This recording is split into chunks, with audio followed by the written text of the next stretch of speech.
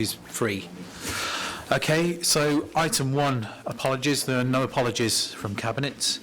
Item 2, notifications of requests from members of the public to address the meeting.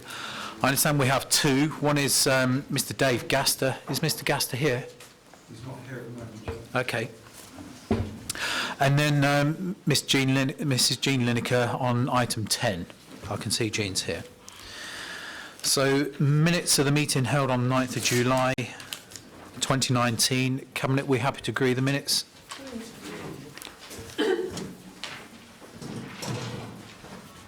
And the minutes held in private as well. Happy to agree those? Thank you.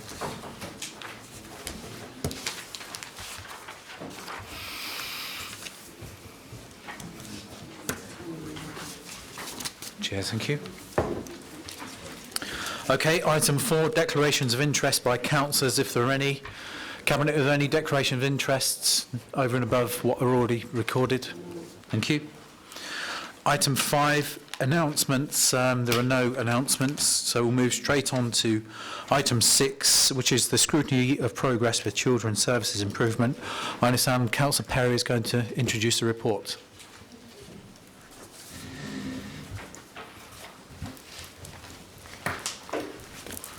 Councillor Perry. Thank you, Chair. The Overview and Scrutiny Committee, like of all of NCC and the public, were upset about the recent Ofsted rating of inadequate and the impact for our children and staff and potential staff. We did, however, recognise that since October 2018, we've been on an improvement journey, led by a new team, and this was acknowledged by Ofsted, who recognised the progress. Lessons of the past, however, have led Overview and Scrutiny to be very challenging, and they'll continue to do so. The improvement plan is ambitious, and the objective, quite rightly, puts child at the centre of improvement. This plan sits in a financially challenged directorate with a projected overspend of already nearly 6 million, just a few months into the financial year. This demonstrates an effective challenge to the budget set in the spring. Another reason will be robustly challenging future plans. There are 2 areas in which Overview and Scrutiny would like more oversight and clarification. Central to the plan is the progression of a career pathway with a 2 to 3 year trajectory for success. Many aspects of the plan depend on the successful delivery of this. This is concerning. If we look at Rotherham, who looked at the potential of moving into a trust, one of the risks they identified was the following, quoting from their scrutiny: the leadership, management and staffing would be transferred to a new entity.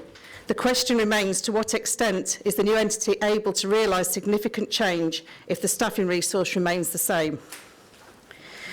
The director indicated that delivery of this aspect of the plan had cost implications. So Overview and Scrutiny would like to know the following. What is the cost implications of this? Where would the money come from? If the money is not available, as we're already projecting a big overspend, is this an aspirational objective with no place in a realistic plan? If the default position is what we have now, Overview and Scrutiny would like to see this clearly defined. We also want to know that all the senior leadership and commissioners are in agreement on the way forward. The other area that we were concerned about was fostering, sadly identified by Ofsted as inadequate. This an area was previously identified by ourselves as performing well. Step down out of county children, so bringing our children back into the county to save costs and improve outcomes, relies on in-county provision of foster care and children's homes. In the plan, we feel that this is mentioned, but there is no clear strategy on how the provision is going to be improved. Overview and Scrutiny would like to have sight of the fostering strategy and details of the provision of appropriate-sized children's homes developed from our own estate, and how this would support step-down and future demand for care. Finally, we'd like to thank the team who attended ONS for their work on our ongoing improvement journey. We want our challenge to support and expedite realistic and achievable progress. There is no place in the plan for anything which has only a remote chance of being delivered. So the committee looks forward to receiving written answers to our questions. Thank you. Thank you, Councillor Perry. Councillor Scott, did you indicate you wanted to ask something? I did, Chair, and I want to refer to Councillor Birch.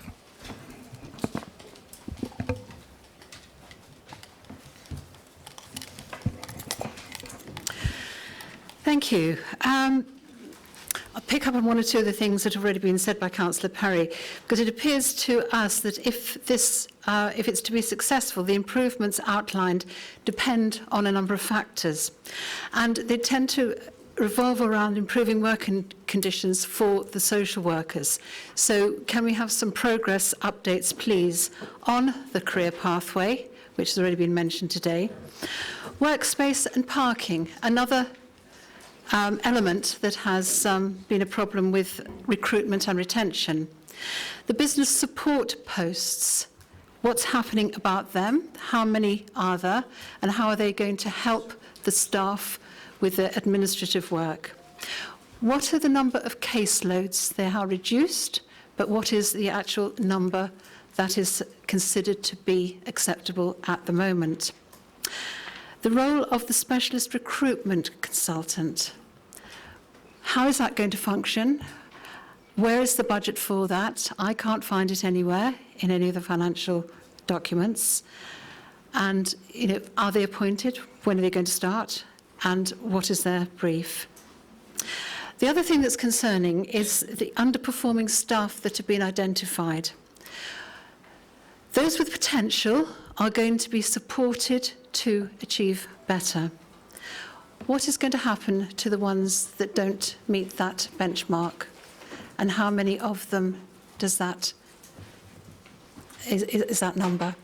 So we have concerns, I have concerns about the improvement plan and the way that it's based hugely around the improved working conditions for the social work team. Thank you. Thank you. Okay.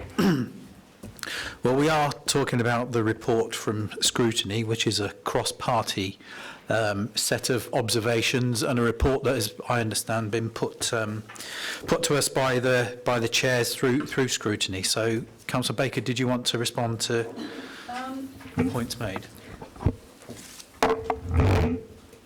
Just in answer to Councillor Perry's request, we will be undertaking written responses in order that the Overview and Scrutiny Committee can have these as soon as we've got them to hand. Just quickly going through Councillor Birch's questions. I don't know about the funding of the recruitment consultant, but I know that she has been in place for some time and is making a marked difference. We have got workplace desks in the building. I think 200 were allocated for the Children First Northamptonshire, and over the bank holiday they will be rearranged so that they are all working. At the moment they're in the building, but over the bank holiday weekend they will be rearranged so that they're actually working together as opposed to different parts. And we have 29 admin places. 37 now. We have already those people working here. So, 100%. Sorry. I'll ask Chief Exec can respond on a couple of those points. Sorry, Chair, I should have waited. We have identified a requirement for 37 business support, which we approved as an additional cost to the budget in this year to release some of the pressure on social workers to allow them to do social work. We've recruited to, as of this week, over 30 of those posts. Last week it was 27, and I know we've recruited a couple of more. We've 9 left to recruit to. So that's gone very well. And also, just to mention the role of the specialist recruitment person, what's their brief was to get us more permanent staff if they can, and the focus was on the areas of most pressure in safeguarding FRT and MASH. We have seen for the first time some permanent staff recruited. Not as many as I would have liked or as quickly, but we are starting from a very low base. But we have seen some permanent people starting and accepting posts, which is something to celebrate here, to be honest. Having said that, I would make the point that our safeguarding team in the north is fully staffed by permanent staff. So we shouldn't miss that point, because that's important messages that, you know, we actually do have permanent teams in the organisation. It isn't all agency staff. The role of the specialist recruiter is being funded through the business rates pilot funding, which is why you won't find it in the budget anywhere. And that was approved by the Leaders Oversight Board, who has collective accountability for that pot of money. And they approved £2 million worth of investment into children's services. Some of that will go into funding recruitment.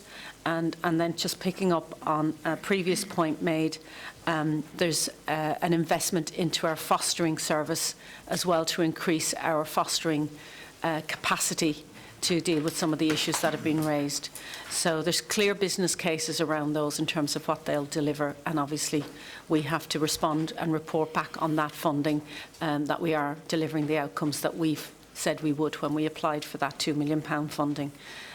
So if that's okay. Thank you. Councillor Baker, did you have anything to add? It was just the final funding I wasn't. Okay. Cabinet, is there anything else to add on the report? I just wanted to say we've read this, and we discussed it earlier as a Cabinet group, and I think we agree with all of the recommendations, and thank Scrutiny for a good, robust report, which I think reflects generally where we are as a Cabinet, as an administration. So we thank Scrutiny for their good work, and encourage you to carry on in that vein. So on that note, Cabinet, we're happy to agree or to note the recommendations. Yes. Thank you. So we move on to item 7, the Revenue Monitoring Report, Q1. Is Mr. Gaster here? No? Okay. Well, at some point in a bit later on, we'll ask Councillor Smithers to respond to Mr. Gaster's questions that were put to us. But Councillor Longley, if you'd like to introduce the report. Thank you, Chair. Yes, I think first point I'd like to make here is that those of you who have read this report will, I hope, have noticed a slightly different approach to style. What's happened, reports have been written by the various directors, and I'm hoping that you will all agree that there's more than adequate detail for anybody who's interested in following these through to the finer points. So therefore, on the basis that I'm sure you've all read it cover to cover, I'll move on and turn you to page 18, which I think is a summary document there, and you'll see the points I'd make here are that there's been a slight improvement from period 2 to the end of the first quarter. Bear in mind, this is the first quarter's results and is a very significant point in time of the year. I'd also add that we're halfway through the second quarter now, so we're romping towards the half year. There's a 210 down the bottom right of that. That shows an improvement from the previous period. However, the most serious number on that page is on the right-hand column, 2 down. That's a 908, and bear in mind the way local government works, brackets is good, no brackets is bad. And so therefore what we have here is a deterioration in the forecast. These are forecasts, don't forget, not actuals, of just under £1 million in the children's area, which has been compensated for elsewhere. Now, my problem with this is that this far out of from the year end, I wouldn't be overly bothered with a £5.5 million forecast overspend, because we've got sufficient time to do something about it. What concerns me is the deterioration from one month to the next of £1 million. So we've got to pay very, very serious attention to this. And my personal judgment is that we need to have fixes in place such that we bring it back on track by the half year. Otherwise, we're going to have trouble at the year end. Or we will be forced into doing rather more draconian measures. However, having said that, on a brighter side, there have been some good progress, and if you turn to page 23, I just pick one out really, there's a lot of them, but just pick out now, where we've got 2 panels set up, which my understanding is the last meeting that was held by this, it was very successful and shows great promise. And also, I think there's support there from the adults team, if I remember correctly, and that's a good thing to do, because going back 2, 3, 4 years, I can recall adults being in precisely the same situation, and you don't see that now. So any lessons learnt there would be good. However, again, on the downside, there's bound to be storms to come as the year goes on, winter, one thing and another. And so we've got to be in a more robust position, in my judgment, if we're to weather those storms comfortably. You've heard about recruitment. The other point I would make, just to finish off my introduction, is on the front page, the recommendations, you have to bear in mind that when we have a negative from any one department, no matter which department it is, then that has to be balanced by some other department. And in this particular case, item 3, I think, is well worth noting, because we have taken out from the figures in this forecast a pay reward for the staff this year. Now that's something we don't want to have to do, obviously, but if we're not hitting budget, then we clearly have to take action. That sums it up, Chair. Thank you, Councillor Longley. Councillor Scott, do you have a comment? Thank you, Chair. As you've probably noticed, Councillor Scrimshaw isn't here, so I'm taking this one up. And I won't be as good as Mick, but hopefully I'll make some of the points. First of all, I was going to comment on some of the points, but it's already been made by Councillor Longley. The shortfall of 7.4 is disturbing, but there is time to catch up. It's making the savings that is the issue, and we still have a lot of concerns about whether that's achievable or not. If I turn to page 22, mitigating actions, 610, there's no mention there about the Social Work Academy, which has been going for some time, or what impact that's having or has had. The last thing we learned about it was that the numbers were slowing down. Perhaps we could have a comment on that. If we go on to page 23, we welcome the establishment of the multi-adolescent service. There's been concern in the past that not enough support has been given, and not being given for the length of time required, because there have been a number of cases where people have fallen foul of this area because of the lack of support and lost their tenancy, etc. Usually it's financial issues, and we feel that that should be strengthened. Perhaps you could say whether that's being done in that particular case. If we look at page 24, the last point in 6.12 about changes have been made to accommodation for unaccompanied asylum seekers. A question was asked, I think, at the previous Cabinet meeting, but I don't think there was any positive response. Are these changes good for the unaccompanied asylum seekers, and if so, how and why? And lastly, on page 41, at the top of the page, we see the comment from NAS that we will therefore require game-changing approaches from government, health partners and productive benefits on our new operating model if we are to be sustainable. And that is a great concern to all of us, I'm sure. And I know the leader and the chief exec and the directors had meetings with the minister on it to seek funding to go to a different system. But what if they don't play ball? What if we don't get any monies to do that? What effect is that going to have in creating that new system? Thank you. Thank you. Councillor Stanborough.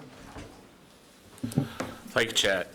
Firstly, can I welcome the slightly different format this month? I think it's good that we have the directors' views set out in these reports, and certainly it's an illuminating report because of that. So that's to be welcomed. On page 19, at paragraph 5.6, there's reference to a SITFA People 2 financial management review of children's services, which I think is also to be welcomed, and I'm sure the Directorate welcome that too. I'd be interested to see the terms of reference of that financial management review, and would hope that that be something that could be made available to scrutiny, so that scrutiny can be kept as informed as possible on that one. Moving on to various paragraphs, I won't give you page numbers, but for instance, paragraphs 5.1, 5.5, 6.4 and 8.9 all make reference to new people having been recruited at senior level within the organisation, and I don't doubt that the organisation does need to strengthen its senior management. I think we've been told that certainly in the Ofsted report. So can we hear a little bit, if possible, about what's the decision-making process around the decisions that are made to recruit people to senior levels at decent salaries, and do cabinet members get involved in that decision-making process, please?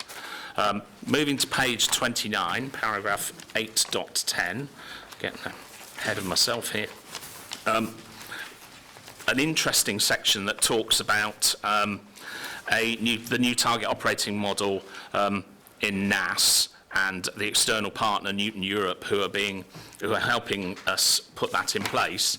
And there's reference over the page to the savings potential from that target operating model, and it says it's set out in section 4. Couldn't really find section 4, but I wonder if that's actually paragraph 8.45, and if that's the case, there are significant savings to arise out of that target operating model and the review that Newton Europe are involved with. So perhaps some confirmation there, if that's possible, as to whether I've got that right. Moving on to page 42, Place seem to be having budgeting issues too, in terms of cost savings proposed in the budget, which they're not then able to deliver. And it's a shame that is the case. Can we have some confirmation that similar robust action is going to be taken to tackle any deficiencies that might be apparent in that service area? And finally, page 46, paragraph 1020, LGSS law, good news about money that's owed and the money that we owe them. What's the current position regarding the overdraft, please? Thank you, Councillor Stanbrook. Councillor Davenport. Thank you. This is with regards to the overspend and then obviously the increased cuts that will be. Because do you realise that it's been 15 months since I mentioned retrospective purchase orders at full council, at cabinet. I've met with finance managers. Now there's 300 million of taxpayers' money is spent this way. Now, retrospective purchase order is when the invoice date predates the purchase order date. Means that goods may not have been approved appropriately prior to the authority receiving the goods, meaning goods or services are not authorised by the budget holder or signed off, or goods are sourced from suppliers not even approved by this authority. And that means we may not be getting best value for money, and that means that there's also a risk of fraud. Now, KPMG wanted this to be analysed 15 months ago. I can't understand why it isn't done. And now, apparently, it's gone to the Audit Committee, and they've got 2 months to resolve this, apparently. And in 1 year alone, there were 7,600 invoices of this kind. So how they can do it, I don't know. KPMG also said that retrospective purchase orders should be monitored as a key performance indicator, and budget holders who persistently oversee retrospective purchase orders should be held to account. Is this being done?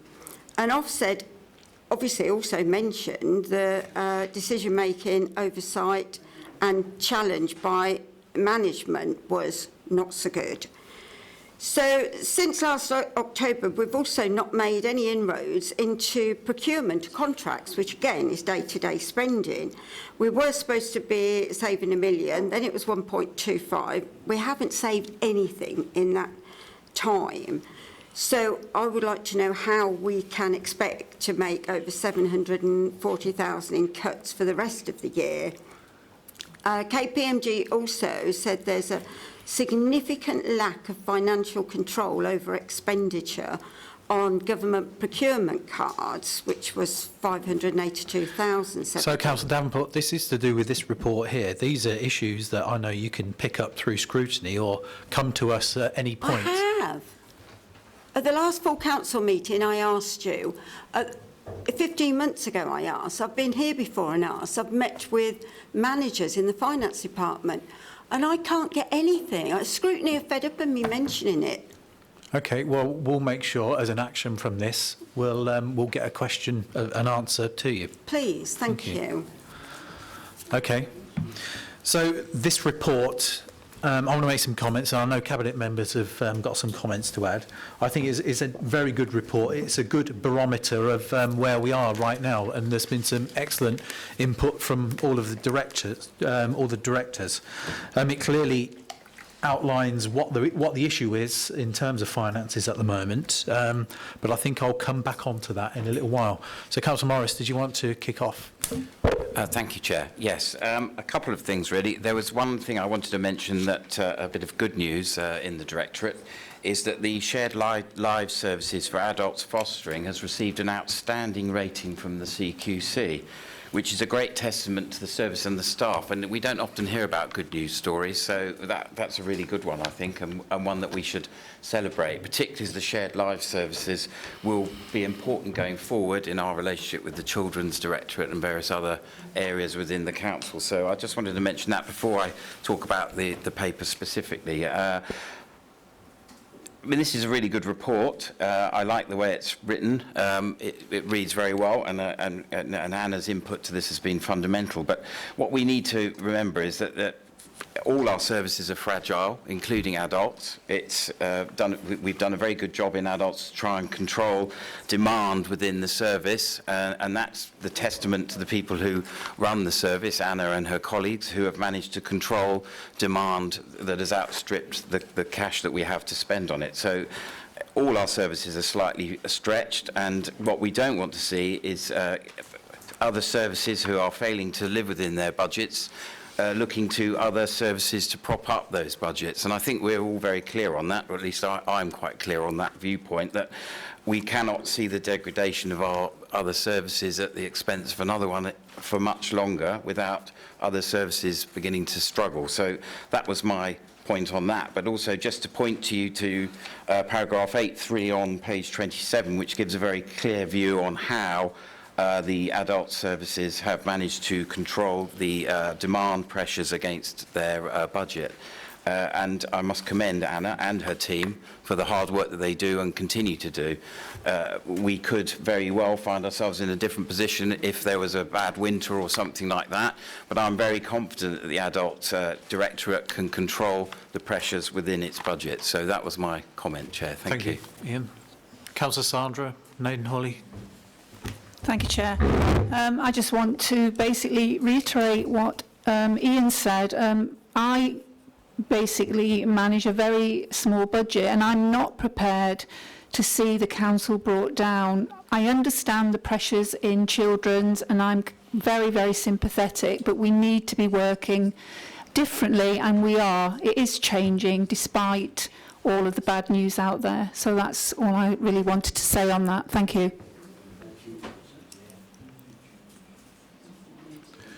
Councillor Smithers. Yeah, thank you. I'm pleased to say that Place is doing its bit, so that's good.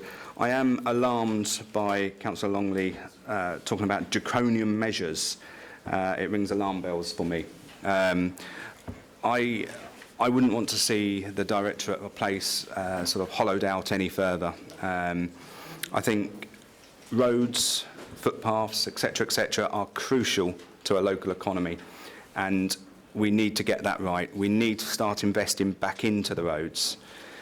So I put the challenge to the finance team to ring-fence, if possible, that part of the budget for me. I am aware, though, whilst there is directorates that are overspending on a constant basis, that it's going to make that very difficult. But we need to do what's right. We need to keep our roads, we need to keep our footpaths in a good state of repair and reinvest within the network. So, thank you. Lizzie? Yeah, just very briefly. I have a very varied portfolio, as you know, and I just wanted to say that all the areas that I have oversight of have contributed to an underspend in the budget. I particularly wanted to mention democratic services, and part of the reason for that is an underspend in member allowances because of the decrease in those member allowances, and also a cost-neutral approach as far as civic events are concerned. So that, again, has contributed to the underspend in my areas. Thank you. Councillor Baker, did you want to respond? I was just going to actually respond to some comments that came from Councillor Scott about the Social Worker Academy, which is going well and thriving, and they are doing a very good job in helping us to support our international social workers who we have on staff at the moment. And they are still training, and we are still getting newly qualified social workers coming through. And to Councillor Stamborough, yes, 8.45 is our hoped for possible savings. One of the hoped for possible savings. Thank you. I just wanted to add, I think the message coming from Cabinet this afternoon is, of course, we want to support the Children's Directorate in moving everything forward and improving the service, but we've got to be very mindful of the financial pressure on the rest of the council, and we really want to try and protect the services that are in a very fragile state. And I think the report illustrates exactly where we are. There's an excellent section in the Adults Directorate that talks about the fragility of the service, but how the service is meeting the demand and meeting the pressures. And, you know, we know with the conversations with our health partners that whole sector, if we get a pressure in one area, the rest of it can collapse. So we're very aware and mindful of the pressures across the board. And of course, we want to make sure we're fulfilling our statutory duties with our roads and all the other areas of duty that we have to statutorily provide. But the message is that we want children's to, of course, improve, but we need them to also try and play their part in some of the areas that Councillor Longley mentioned, some of the step-down areas that Ofsted said in the report, that everything is being done to try and mitigate the overspend, because frankly, if we carry on like this, we'll be in a very, very difficult position come the second half of the year. Chief Exec asked if you could make a comment. Good, please. It was just to pick up Councillor Davenport's comments about not receiving responses, which concerns me. So, as happened at the previous Cabinet meeting when a member raised an issue of not receiving responses, I did look into that and make sure that they had received their responses. They had in fact received their responses, but hadn't opened their email. So what I'd like to do after today is look at the questions you've asked previously. They will be recorded if they've been asked at Council or Cabinet, and to see if those responses have been given. If they haven't, I'll ensure that you do receive those responses, and it's very important that you do. So I'll make sure officers are responding. So just to mention that one firstly. Secondly, I just wanted to respond to Councillor Stamborough's question around recruitment of senior posts and the process to do so. As you know, statutory posts are the responsibility of the commissioners, and posts at executive director level are member appointments. So obviously members would be involved in anything at exec direct level. Below that level, it's my responsibility as head of paid service to make sure I have the correct staff in place and to make those appointments in consultation with the exec directors and also with the cabinet member for that area. So we would very rarely make an appointment at a senior level, at an AD level that you're referring to, without the cabinet member being aware of the structure and what we're actually doing within that structure. In terms of the recent posts that we've agreed in children's services, I think we all recognise that that service is particularly stretched and pressurised, and we recognise that 2 ADs of a service of that size is woefully under-resourced. However, we've had to be resourceful because I can't make appointments to senior posts unless I have the funding to do so. So we've managed to secure funding from business rates pilot funding to fund a number of those posts, so they won't be, the costing of those won't be coming from children's budget. as it stands. Thank you. Councillor Longley, did you want to summarise your position? Thank you. Well, I'll start off with answering the question of ring fencing, because I think that's an important one. Every department wants to ring fence their budget, but the inevitability is, at the end of the day, we have to balance the books, and we fully intend to balance the books. So if you have an overspend in one area, it's got to come from somewhere else. I mean, it's not particularly difficult. So we've got a situation. The answer to your request there, Jason, is that no can do. If we're overspending in one area, I'm afraid somebody else has to pick up the bill, and that's where we stand. And the other side of it is, I will resist very strongly any dipping into reserves. They're not good enough as they are. We should, following our performance of last year, which was thanks very much to the team we had, that was an outstanding result from where we were. And this year should therefore be relatively straightforward compared to last year. We should be putting more into reserves, not taking out. So I will resist that very strongly. So that's that one. Are the savings achievable? Well, now you've heard the discussion. What do you think? It's going to be a bit of a bumpy ride. I think there's absolutely no doubt about that. We cannot go on like this. It'll bound to come to a head sooner better than later. My personal view is we have to square this away by the half year. Otherwise, we have got problems. And I don't intend to be there if I've got anything to do with it. So that answers that one, I think. The SITFA report, I think, will be critical here, because this will be comparing us with others and with other professionals. It will be completely independent, and I think from that we can take note of what it says and see where we go on it. And it will, I think, it will kill a few foxes. I think we'll see. One point I would make to respect retrospective invoices, Judy, is we meet once a month. Yep, and I do my very best to put you all in the picture of what the reality of the position is.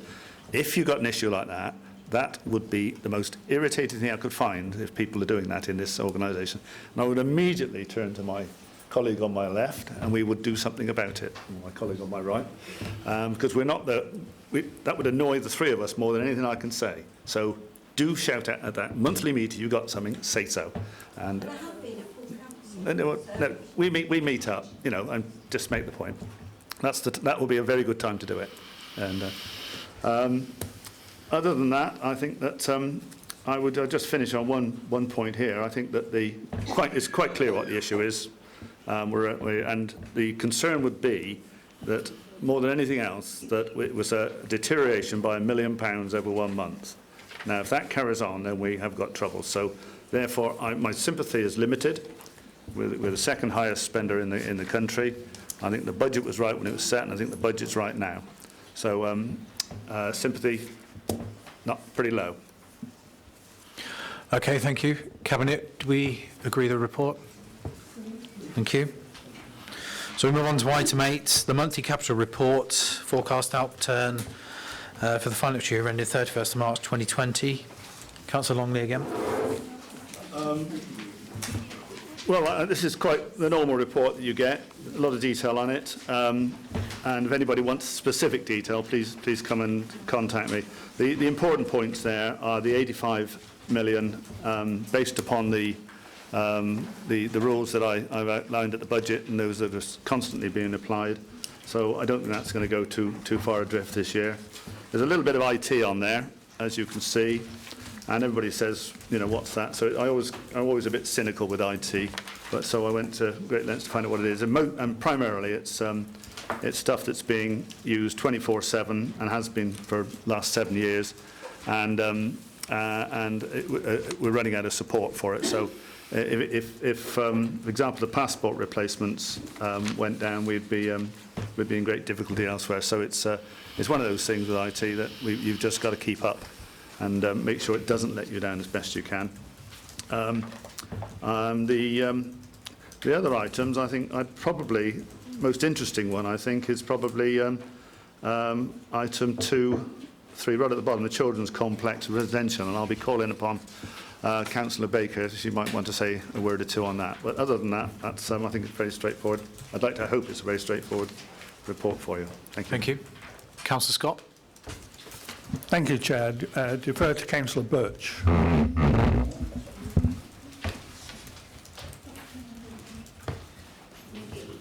Sorry, McGee. I look nothing like Councillor Birch.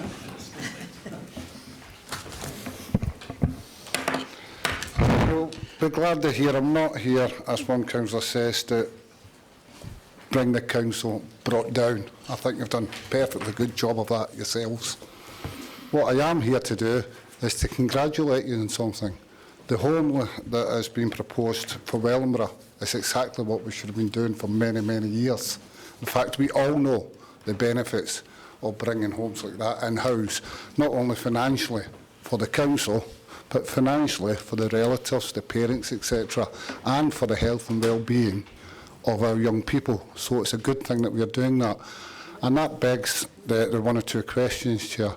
How many homes are we proposing to build in the next few years, and how many will be in-house and how many will be private? Thank you. Councillor Baker, did you want to add your point? Thank you. Yes, I was going to mention two items on page 63 of this report. One is an amount of money given to the Manor School in order to increase the size of their capacity, which has been funded out of 106 funds, already held by the council specifically for school use. So this will help us with our school allocation for this coming September. And item 5 on that page, which Councillor McGee has already mentioned, is the children's residential complex in Wellingborough.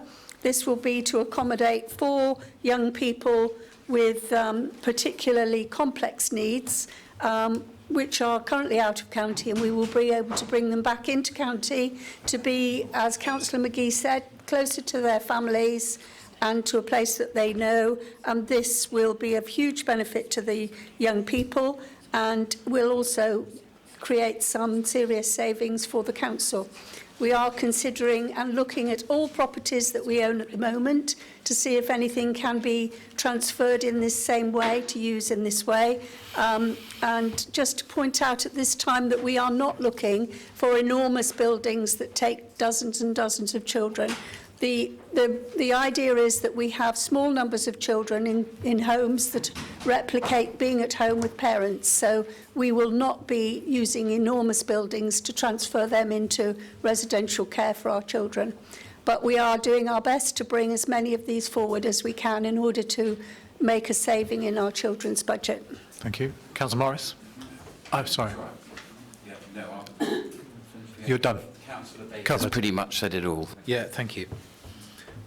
Councillor Longley. Okay. As John and Fiona have said, it's pretty much said it all. Anybody that was at scrutiny just recently will know that there are 2 things that came out. One was to look at any buildings we've got and see what can be used. And the comment I made there, because the finances of this, we weren't going to necessarily share these, but they are excellent. And my reaction to that was, you can give me one of these a week, then I'd love to see it. And that stands. Yeah. Okay, Cabinet, are we happy to approve the recommendations? Thank you. So we move on to item 10, the Ofsted report and Children's First Ofsted inspection. Oh, sorry. Medium-term financial plan update, item 9. Councillor Longley. I thought you'd skip me then for a minute. Right, now what I will draw your attention to, because it's quite an involved report, 2 things really. The first is that this is a comparator to the original that was put together, and it's a working document more than anything else. But it does show that we have to, on the basis of these figures, which I say a lot of them are very prudent, I'd like to think in some cases, but then there is a £35 million requirement that we have to do something about between now and next financial year. Now work's already started on that, and there's been several workshops and been very good progress on it too, from what I understand. So it's a working brief on this one. probably the most interesting part of it, in my view, is page 14 of this particular report. Okay, it's a circular. Okay, now I'll explain it because you won't necessarily understand it first time round. If you look at the various areas, education, highways, around the outside, children's social care, so on, so on, and so forth, right the way around, then that compares our spend with the Shire counties. And 26 means we're 26th in the spend, i.e. we're the cheapest. We spend less than anybody else of this particular population. And if you look at public health, we're the 6th, children's social care, the 7th, and so on and so forth. So that gives you a measure of where we are in comparison with other Shire counties. But we have to be aware here that if I come in back to my my problem with children's social care, is that says number 7. Now, we previously were number 2, i.e. second highest spender in the country. We're now classed as number 7. But beware, because that figure is based upon the budget, not the actual. So the reality is the budget, if we're hitting budget, would be number 7, which would be good progress from 2nd to 7th. But we're not, because of the extra spend. My view is I haven't got the exact number, but I think we're back to number 2 or thereabouts. So it's another message in the same direction as far as I can see. Chair, that sums it up, I think. Councillor Scott.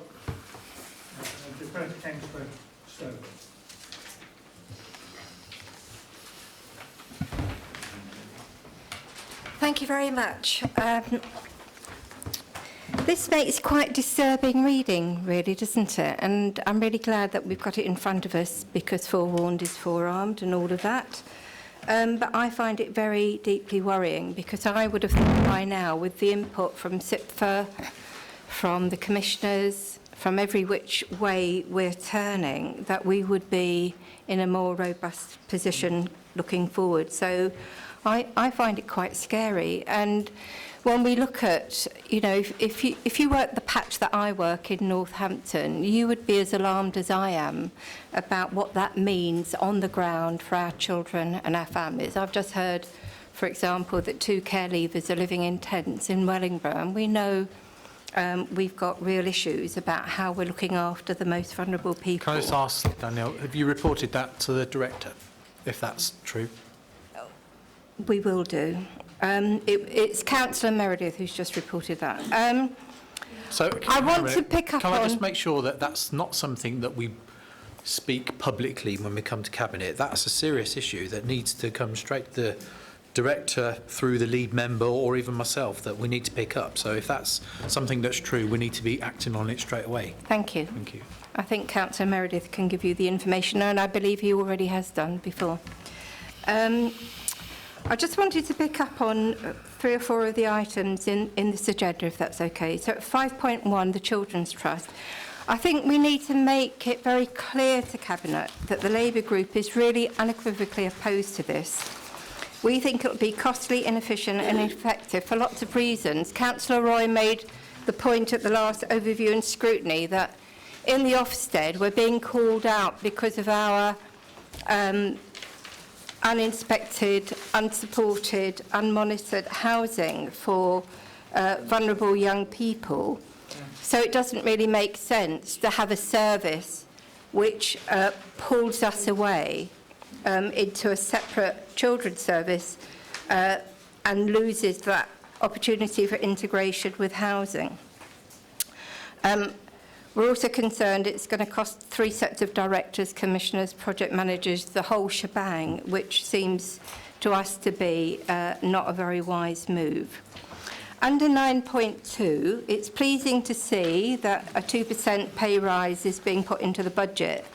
But the question I wanted to ask you is that are you aware that nationally Unison has lodged a claim for 10%? And that's because they need to make up a huge amount of lost ground in terms of pay. So I don't think 2% is going to be satisfactory in the end. On 9.7, We've got lots and lots of information in all our papers about adult social care, and that's really great that we've got that. But there's an alarming sentence at 9.7, which is talking about adult social care providers and the legacy of how lowly paid they've been. If you could finish off, please. It's saying that if it's not sustainable. So the question there, Chair, is if it's not sustainable, what's going to happen? So what's the plan?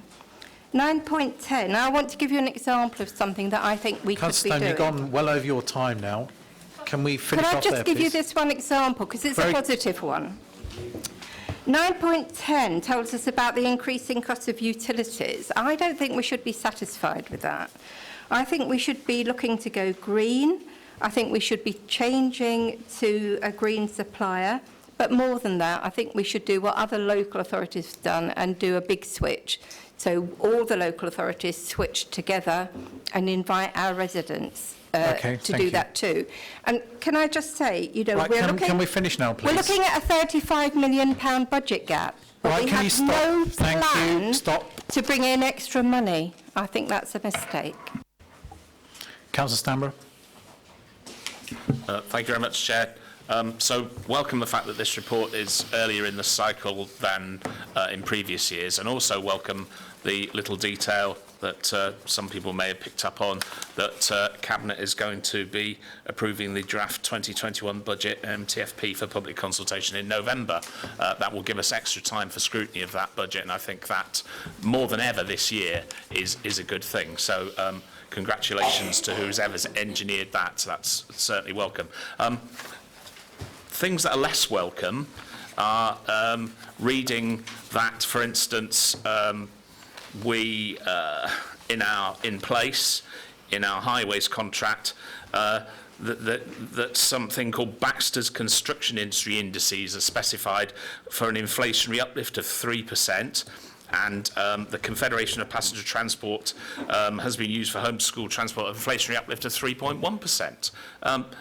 You know, I've got no objection to inflationary uplifts in Children First and in NAS, where we need to pay carers and care companies a rate that means they can do what it is we want them to do. So that's absolutely fine. But you know, we need to be negotiating in other areas, and police is definitely one of them. And Councillor Stone makes a good point about utilities. We're just building in, you know, utilities inflation of 8, 9 or 11%. You know, we need to be a lot more robust on it than it appears that we are being from what is written in this report. So some assurance that we are going to be more robust would be very welcome. Thank you, Chair. Thank you. Councillor Davenport. Thank you, Chair. And that's what I was trying really to say, the fact that we need to be looking at our day-to-day spending and having that tight control, and that is what I feel may be lacking in what I spoke about, those purchase orders, which I won't mention again. Okay. Thank you for that. Councillor Morris. Thank you, Chair. I think we just have to reflect as to where we've been and the journey we've been on to get where we are, even though obviously it's going to be tough. I think a lot of hard work's gone into getting this heading in the right direction, and I think for people to suggest otherwise is a little bit disingenuous, really, to all the hard work that's gone on to try and bring these budgets under control. Councillor Stone, I'm not sure if there was a question in there, to be honest, but in terms of what adult social care are doing, we're constantly trying to innovate what we do and how we do it. We're constantly in discussion with government and ministers and other people for various pilots or anything else that we can do that we can try and improve the lot of our customers in Northamptonshire. So although we have the 24th out of a 26th spend in adult social care, we are looking at innovative ways of making that work as best we can, and I think we have to recognise that whenever we look at anything like this plan going forward, and always remember where we've been and where we've come from and where we're trying to get to. Thank you, Chair. Thank you. And I think you make a very good point there, Councillor Morris. We've got to put this in the context of the journey we've been on over the last 18 months or so.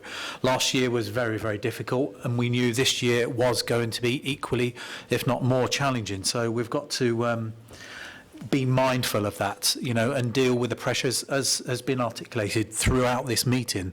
It is very, very challenging. We've got some very good people. We've got the support of the commissioners working very hard to do the best possible job we can here. I think the point's very interested about the benchmarking and the spend, and I received a letter. We've got to put this in the wider context again. Councillor Stone made the point. I was approached today to put my name to a letter from the County Council's network to talk about the need to review funding across the whole board of especially the Shire counties and what we're tasked with dealing with. So I'm happy to put my name to that letter. But it does put out there that, you know, we're dealing with a very difficult set of circumstances, so's the wider sector, and we've got to carry on trying our best, going back to best value and all the other things that we've been through as a part of our journey. Councillor Longley, did you want to add anything? Yes, I will. Yeah, thank you. Just picking up from a few of the points, Councillor Stoner, we should be in a more robust position now. Yes, I totally agree with you. If you look at that, I don't know what you call it, this circular diagram, you'll see that the spending of the services is skewed. So we've got to do that, and that's a first attempt to do that in this plan. I'm very impressed with Chris for saying he's actually extra time for scrutiny. Actually said thank you. I think this is a first. No, perhaps not. And Baxter's, by the way, is the normal document, normal book. If you're going to build anything, by the way, you go to Baxter's. It's got all the info in there you can possibly want. And at this stage in the putting together long-term plans, you wouldn't use anything else. I mean, what do I know that Baxter's don't? So what does Ian know that Baxter's don't? So it's a first shot at it. And thank you very much indeed for your insight that we should negotiate on that. Very much. Of course we will, and the same goes for utilities. I mean, there's nothing that's not going to get looked at here, I'd hope. That's what you do. But you first make a first pitch, there's a second shot at it, more to come, and that'll go down. And of course, I talk about day-to-day spending. We've, as you will all obviously know, we were in a 114 situation. That's no longer the case. But a lot of the disciplines that were in that 114 are still there, Julie. So that's the way to. And if you see them, some that aren't, shout out. So, other than that, I'd like to commend the report for acceptance. Thank you, Councillor Longley. And also, I've been informed Councillor Stone's questions were received, and a full response had been sent this morning. Okay. All right, very good. Okay, we'll move on. Item 10. Sorry, Cabinet, we happy to agree the report? Agreed. Item 10, Ofsted report, Children's First, Ofsted inspection, June 2019. Councillor Baker. Thank you, Chairman. The Ofsted report has already been widely circulated, and there is a copy attached to these notes today. So I'm sure you've all had plenty of time to see it and digest it. We were subjected to an in-depth full inspection from Ofsted for 3 weeks in June. All the leadership team of the Children's Directorate were fully involved in this inspection, including myself. The findings were not what we wanted, but were expected, as we have over the last few months worked very hard to now be in a position to fully know the shortfalls of our service. We're encouraged by the comments of in the report about some aspects, and also the comments from inspectors that they recognise improvements are starting to happen over the service, and some areas were already on the way to being good. The team have been working very hard on the findings of the report since the verbal report that Ofsted gave us at the end of June. We weren't waiting for the paperwork. We are aware that we will now have monitoring visits from Ofsted from time to time, and we are all focused on making sure we make as many of these improvements as soon as possible in order to safeguard the children of Northamptonshire. We do accept, however, that we are a high spending service, and we are focusing on ensuring that our budget funding is being placed in the right areas for the future. This report, Cabinet, is for information only. Thank you, Councillor Baker. Mrs Lineker, you're registered to speak. Sorry, I should have asked you before we started.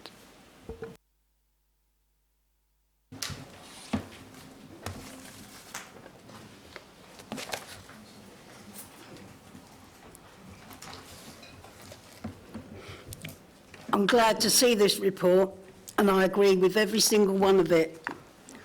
The reason for that, I've been coming here for 3 years on scrutiny and seeing you with the other director, and I warned you something would happen. It did. We've had murders, killing of children. What I want to talk about here is the safeguarding of children. That's what I come for, as I wasn't safeguarded myself many years ago. What I don't want to happen to children is for them to go back to the families of the accused abuser or the abuser. And that's what's been happening. Many years ago, they tried to do that to me.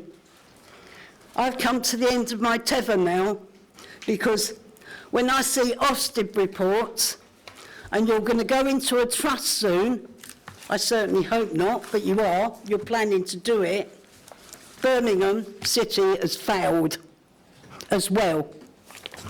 We've got failures. I'm waiting for the report of Lewisham, which was my own hometown. Failures years ago and failures now. I'm fed up with failures. Let's have some good reports for a change. And I wrote to the Commissioner going against these trusts, and I've not heard one word back from him. I have had a petition, and I've just sent 2 more going to him today. But I've not had one back, not one letter back from them.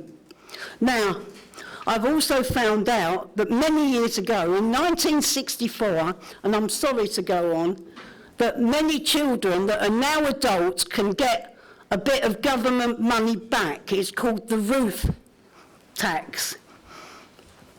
Under a crime, roof crime. Now, they can get it back, but they've only got 2 years to get it. Other than that, it will be finished.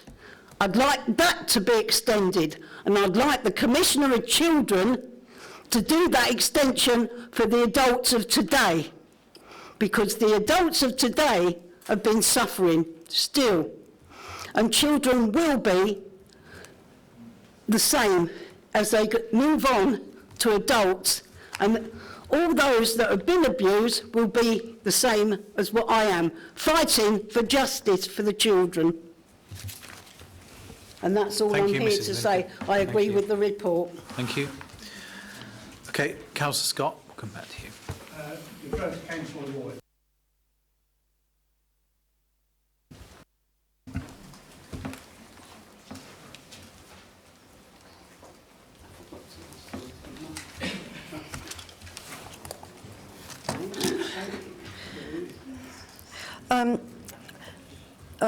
Thank you, Cabinet. The Ofsted report was a shock, and I think, for me as a councillor, it was a shock. And I think it must have been really hard-hitting for all our really hard-working staff who work so hard under some quite, some quite adverse circumstances to do their best for Northampton citizens and Northampton's most vulnerable children, Northamptonshire's most vulnerable children. In terms of the actual body of the report, that there isn't an awful lot within that report.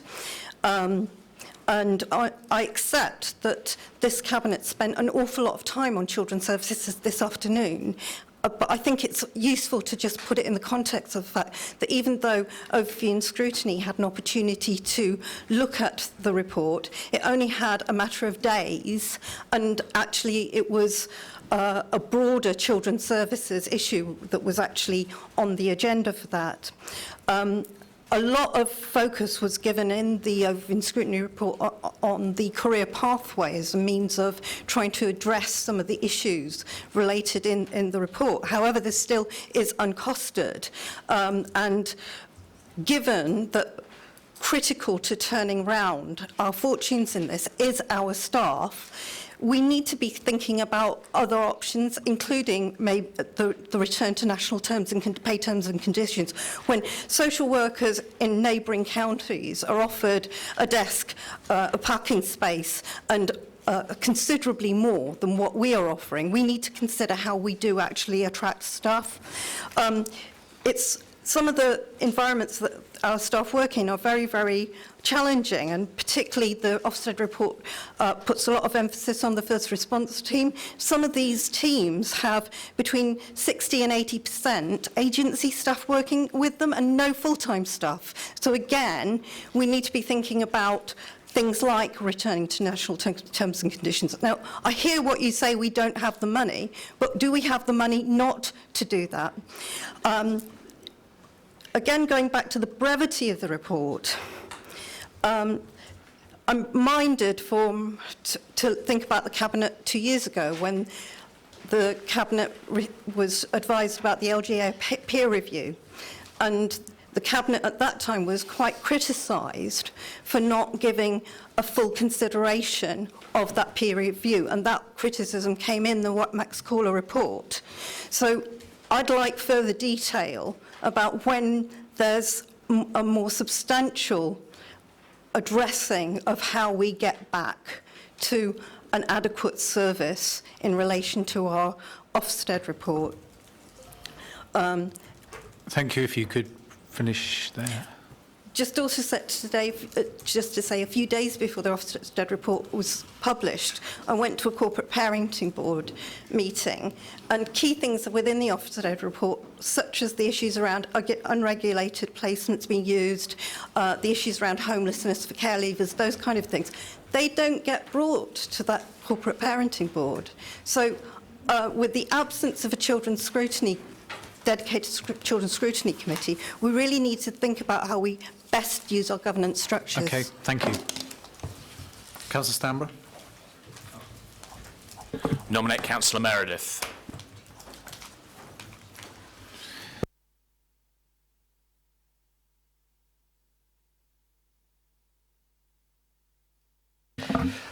Thank you, Chair. I really need half an hour, really, to go into this in depth because there's lots of problems. Yesterday, I was with a care leaver. I spent 5 hours with this care leaver yesterday, and he told me a lot of things, what was actually going on. And it really comes down to what this report is saying today. I'd just like to read a sentence to you so you're perfectly clear on what we're actually talking about. A small cohort of care leavers and vulnerable homeless and services have failed to prevent these young people from remaining in unsuitable and unsafe conditions. And also it states quite clearly that there is homeless young people available. In answer to Councillor Stone raising the issue of 2 young care leavers in a tent, the inspectors knew that. The inspectors knew that care leavers have nowhere to go. And it's under the control of this authority. What I'm going to suggest, we've got to do something about this. We can't go on in this way with these young people in care and the children's services. So we've got to come up with solutions. And I've got solutions. And I'm going to tell you what we need to do, and what this Cabinet needs to do, and what this administration needs to do. The first thing we need to do, we've got to introduce back the Children's Scrutiny Committee. That's important. That is really, really important. That's the first thing. The second thing, we've got to bring everybody together. You've got to start organising meetings and to finding out what is going on with children's services. When I say that, I'm talking about officers, I'm talking about councillors cross-party, I'm talking about care leavers themselves, and we need to address this situation, what is happening, unless you start doing something about it. Now, what did we do? 4 years ago, we threw money into children's services because they got a damning report then, and it told us how bad it was under the leadership of Jim Harker, and then the portfolio holder, and then under the portfolio from Matt Golby. Now, the thing what we have to do is exactly what I am saying. Now, what happened with all that money, what was thrown into children's services? It didn't do no good at all. And it's not about money. We can put as much money we want into children's services. If you could finish off then. Yeah, I will finish off. Well, we can put as much money into children's services as we want. That is not the answer.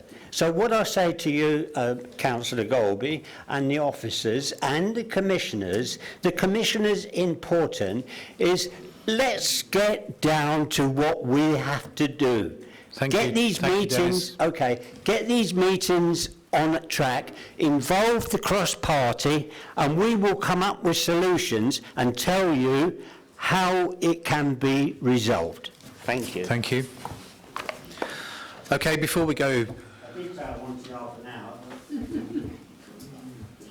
Before we go back to Councillor Baker, I just wanted to add, from my point of view, of course it was very, very disappointing to receive the Ofsted report, but I think we've got to be open and honest with ourselves. It's exactly what we expected to see, and we knew that, and Ofsted recognised in the report that we know what the issues are and we've got the right plans in motion to deal with them. And I hear what Councillor Meredith says, and all, everybody as corporate parents, as a part of this body, wants to move and improve the outcomes for all of the children. And Councillor Meredith made one of the points he made is exactly what we're trying to grapple with here. Going back to the last Ofsted in 2013, money was used as a means of trying to move out and deal with the situation, but that wasn't done in a sustainable way. And we've got the pressures we've talked about earlier in the reports here that we've got an overspend in children. So we've got to be very careful in the balance between, is it just about money, or what, you know, and how we balance that off with trying to make the service improvements. And I'm confident, working with the director and with the Children's Commissioner, that we have got the right improvement plan in place, and Ofsted do recognise that. And we've got a Children's Social Care Board that we've got support from Lincolnshire through things, something called the Partners in Practice, and they're bringing a wealth of experience to help us, to help ourselves to move things on. But the bottom line is we don't want to have inadequate Ofsted reports. That's the last thing we want on behalf of the children, that we have a statutory duty to uphold their rights and provide those services for. But I can assure everybody that Cabinet, the directors, the Chief Exec, the commissioners that are here in the room today, and the Children's Commissioner want really, you know, we really want to move children's services in Northamptonshire on. And I hear the comments about the trust. Is that the right or the wrong thing to do? Personally, I think it's the right thing to do, given the context of where we are, given that transition to unitary. It can help us put a net around the service, focus highly on the issues that we know we need to improve with, and we can use that with the support from the DFE. So this is not where we want to be, but I can assure, and it's recognised in the report, we've got the right leadership and management in place to be doing the right thing, and we've got to put a lot of energy into making things better. Anyway, Councillor Baker, sorry. Thank you, Chairman. I just wanted to pick up on a couple of the points. And Mrs Lineker, nobody could be unaware of your passion for young people, however many times you've come and told us these stories, and you always are very passionate about young people, and we do appreciate that your view is that you would want the very best for them possible, which is actually my view, and I'm sure the DCS's view as well. The other thing I just wanted to add, it's very shocking that when you hear about young people being in difficult situations, and if you do hear, anybody hears about this, then please do contact myself or Sally here, because these young people are grown adult teenagers. They're not in prison. They're able to go and do exactly as they please, really. So we can't hold them in and lock them in. And if they do get themselves in difficult positions, we do need to know so that we can assist them wherever we can. Just to go back to the Corporate Parenting Board, I, like you, Councillor Meredith and Councillor Roy, are disappointed that when we went to the Corporate Parenting Board the last time, when I actually knew the results of the Ofsted report, that various items were not discussed and whatnot, looked into in depth, and we are making changes to that, and the next one will rectify these challenges, I hope, and we will look more deeply into the things that are more concerning from the Ofsted report, like the fostering and other areas of great concern. So just to go quickly on to a trust, the trust is whether we like it or not, is not our decision to make. The decision has been made by the Department of Education that we will go into a trust. They didn't ask us our opinion. They told us that's what we were going to do. So we have got to work very hard in the next 9-10 months to make sure that our children's service is as good as it possibly can be before it goes into that trust, because we want to do the best for our children, and that's the way forward. Sorry. Thank you. Thank you, Councillor Baker. I noticed there's a lady indicating at the back of the room, but we can't actually take speakers from the floor, so we'll be myself or any of the colleagues will be happy to chat with you after the meeting, and I'm sure it's going to be finished quite soon, if that's okay.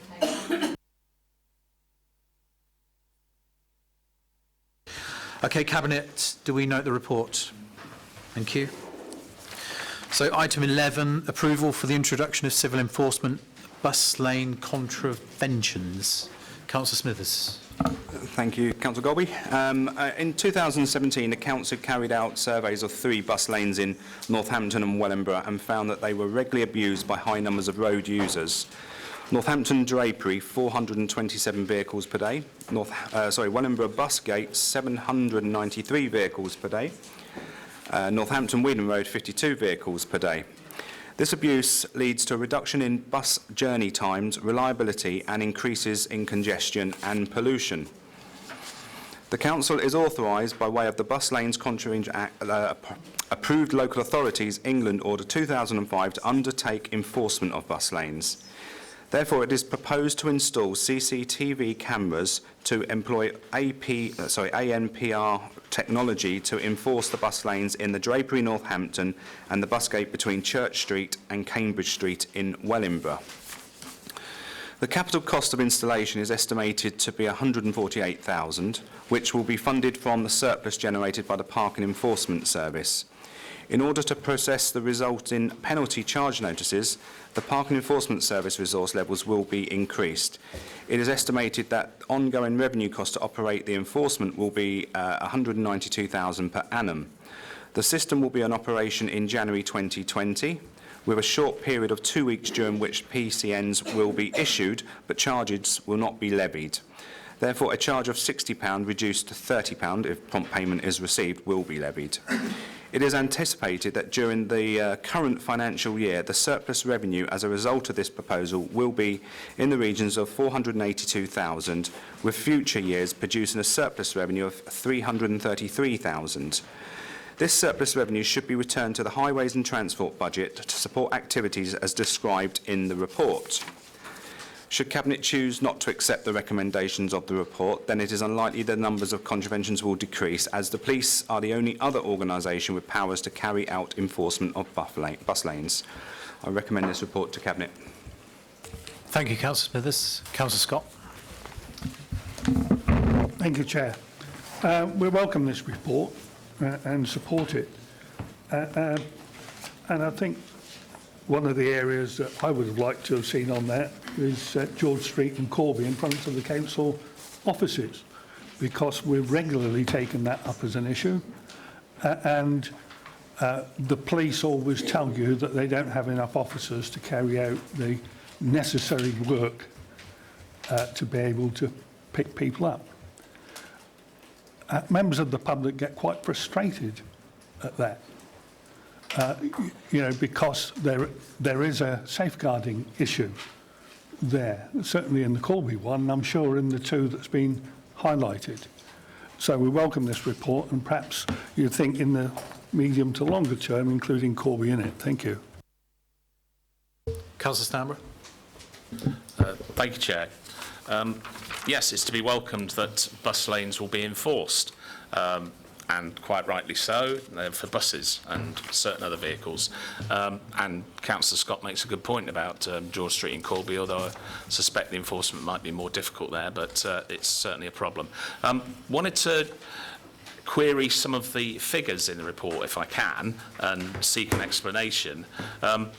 The ongoing costs, £192,000 in a full financial year. Seems like an awful lot of money to me. I'd be interested to know what we're spending £192,000 a year on. Surely can't be equipment maintenance, as the capital cost is only £148,000. Maybe it's extra staff, but I would have thought a lot of the systems are in place to deal with collecting these penalty charges already. So be interested to know what that is there. And also the revenue, particularly the revenue in the 2 full months in the financial year 1920. We're predicting revenue in 2 months of £658,000. Now I understand the point around, when the system is first put in place, maybe a lot of people will get caught out because they didn't realise, and so there might be a higher revenue. But that's a lot of revenue in 2 months, especially as the first 2 weeks are going to be without a penalty charge notice, and we're just going to write to people and say, do you realise you did this? So interested to know how that works. And finally, just some reassurance that we're told that any surplus generated from this proposal will be reinvested back into the highways budget. The rules are actually at 7.4 quite prescriptive about what that surplus can and cannot be spent on, and just it would be interesting to hear from the service that they are going to ensure that they only spend the surplus where they're allowed to spend it. Thank you, Chair. Thank you. Councillor Morris. Thank you, Chair. I just would like to say that I also welcome this report. It's been quite a long time coming because it was originally held up by the 114 process, so I'm very happy to see this going forward. My concern is with the income generated, and the question for Councillor Smithers, or just a general observation, is if we can get this ring-fenced for highway spend, bearing in mind that we are the 26th out of 26 lowest spending shire councils in the country, I would be very reassured by that, although, as I say, I do welcome the report. Thank you. Thank you. Before we go to Councillor Smithers, as a Northampton councillor, I did check with the leadership of the borough where they were on the drapery part of this, and they very much welcome it too. So I fully support it. Councillor Smithers. Okay.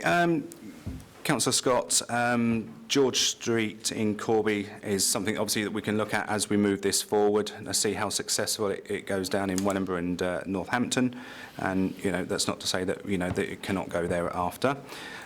Councillor Stanborough, ongoing cost of 192,000. These figures are based upon evidence from other similar authorities, so I can get a drill down breakdown of that for you if you want a copy of that and have that emailed over to you.